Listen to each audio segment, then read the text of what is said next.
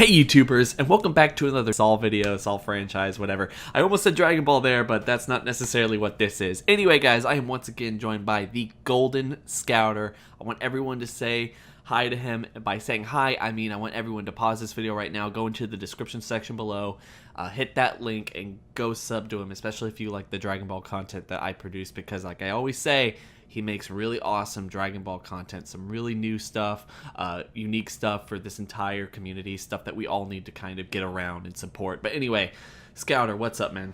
Not too much. How are you doing, Mark? I am good, man. I'm good. It's been a long time since you and I have talked, and it's been a long time since I've been making videos, even though, if anyone's been watching, I have had videos coming out. Anyway, today, we're going to be discussing another Saw video, because honestly I guess you and I really like talking about this stuff, and there's just so many different discussions that we can have about this particular subject. So the subject today, anyone who's clicked on this, saw the title, saw the thumbnail, you kind of know what we're talking about, but that is, did Hoffman in the original series, did he frame Amanda? And I know a lot of people are going to sit around in the comment section below and probably jump to, before we even get to this point in the video, oh yeah, well, you know, he made her kill Lynn. It was in the letter in Saw 6. Obviously, he blackmailed her to do that. But what I mean here is, one of the main things in Saw 3 that we got was the relationship between John and Amanda, and basically John trying to get Amanda back to whatever, I guess, equilibrium that he had, I guess, created for her in the first two films, where she was kind of saved and wasn't necessarily turning into a murderous psychopath. Because one of the things they suggested in that particular movie was she was rigging games to the point where she was rigging the Troy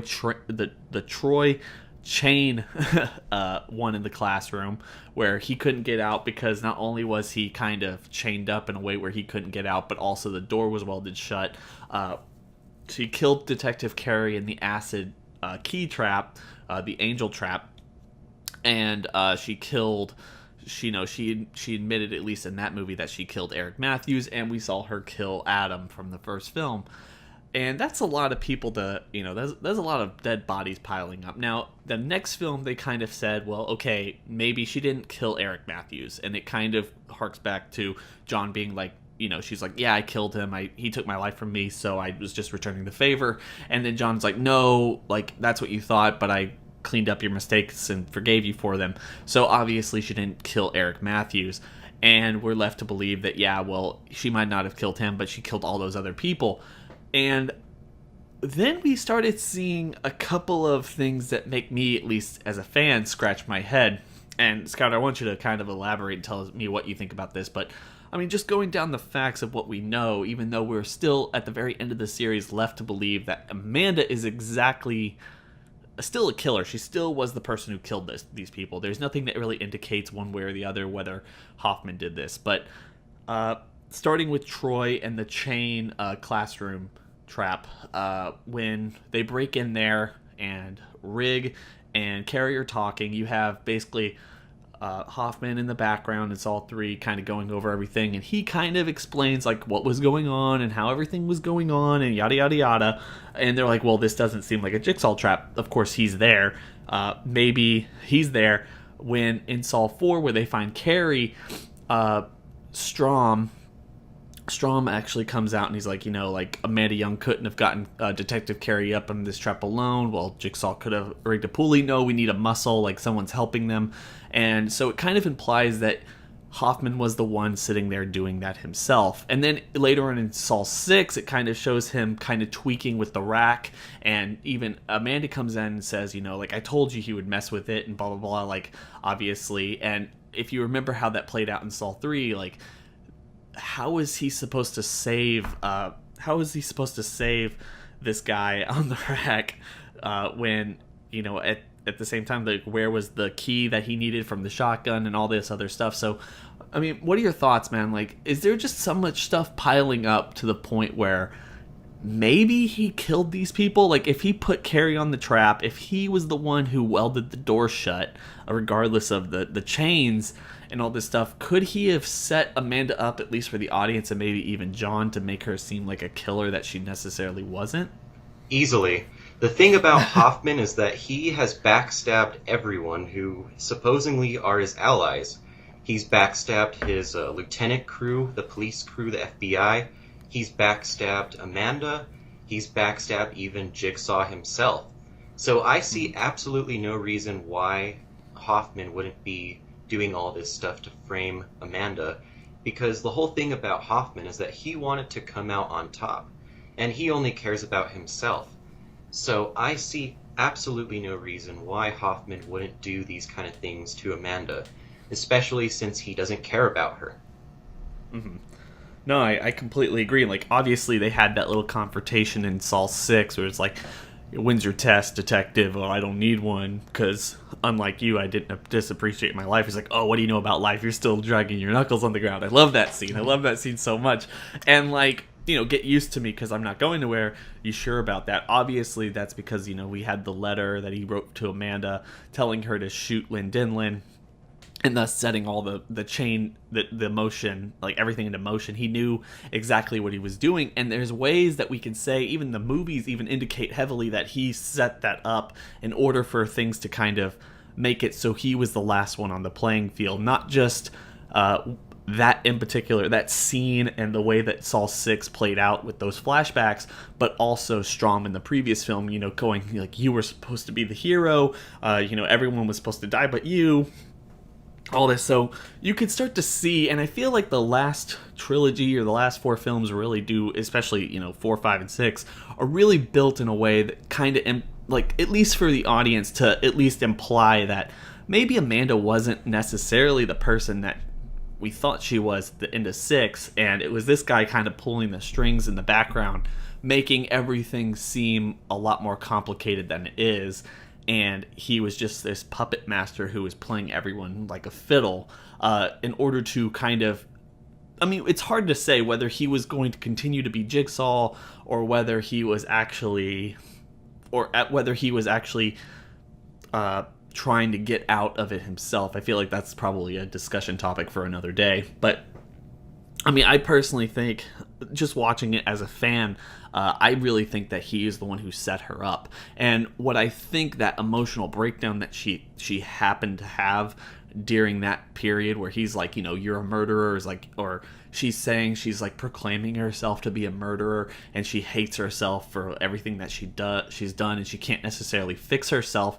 I like to think of it, at least in terms of being a fan, that it's the grief and agony of having killed Adam, because that's the only person we see in the film that she actually kills. Like, everything else is just implied. And she killed him. He had no way of fighting back and all this other stuff, but it was more of a mercy killing, and it obviously broke her up something fierce. So what are your thoughts on that? I agree. But exactly what are my thoughts on just that, or what you were saying beforehand? Just everything, really. Okay, so what I was saying before, I think that Hoffman definitely could have been setting up Amanda. And the reason why I say that is because it seems like that he was the one in control the whole entire time. We saw from Saw 2 that he was the one setting up the room that all those people were in for that trap, and Amanda was sitting there, very vulnerable, and basically... But even in Saw 3, we see Hoffman actually pocket evidence in the room with Carrie. So that's also another interesting thing to bring up, that of Hoffman actually, orchestrating everything behind the scenes and kind of setting everything up. Because the whole thing about the beginning of Saw 5, like you were saying, was that Hoffman was meant to come out the hero and looking good. And that way, probably no one would ever suspect him for being Jigsaw. At least until Saw 6, whenever they start decoding his voice or whatever in that one room. It's such a good scene. Yeah, he's just walking around all sketchy, and it's just like, dude, you look so guilty. Yeah, exactly. And then like just the right now you were feeling helpless, like over and over and over again. Really well, perfectly kind of orchestrated in that sense. But just in terms of all this other stuff, anyone who's listening to has gotten this far, please make sure to go down in the comment section below and tell us what you think about this. Do you agree with us that the fact that maybe just maybe Amanda isn't necessarily the bloodthirsty psychopathic killer that we were led to believe. I mean, obviously, like I said at the beginning of this video, she is supposed to be, honestly. There's nothing in the show, or I mean, nothing in the series that indicates that she isn't morally depraved in the way that Saw 3 led us to believe. But I feel like the second trilogy, you know, the first three, and then like the next three, kind of taking away Saw 3D for this particular moment, it leads us to believe, and it's kind of structured in a way to suggest that maybe Hoffman was the one behind Amanda's downfall the whole time. And like I've said a lot in these videos and everything, Amanda's my favorite character.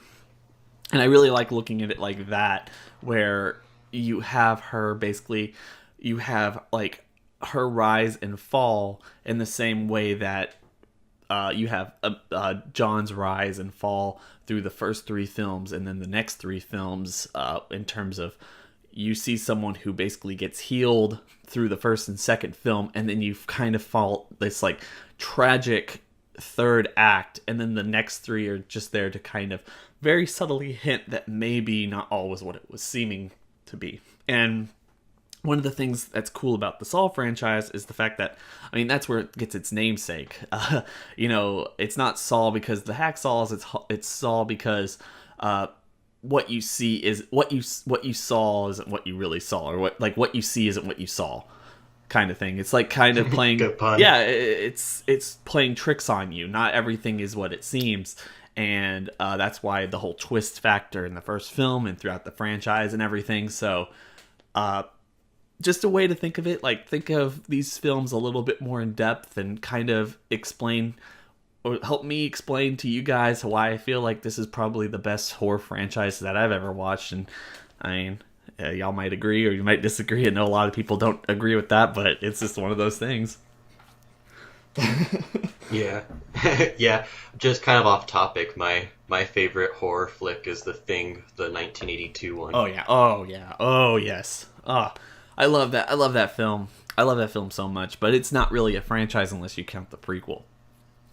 True. But anyway, kind of going off topic. Yeah.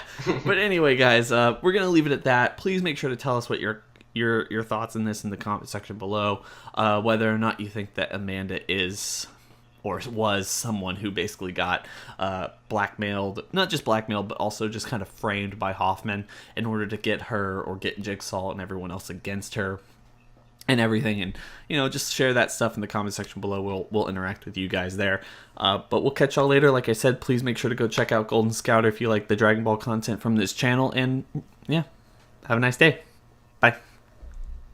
Game over.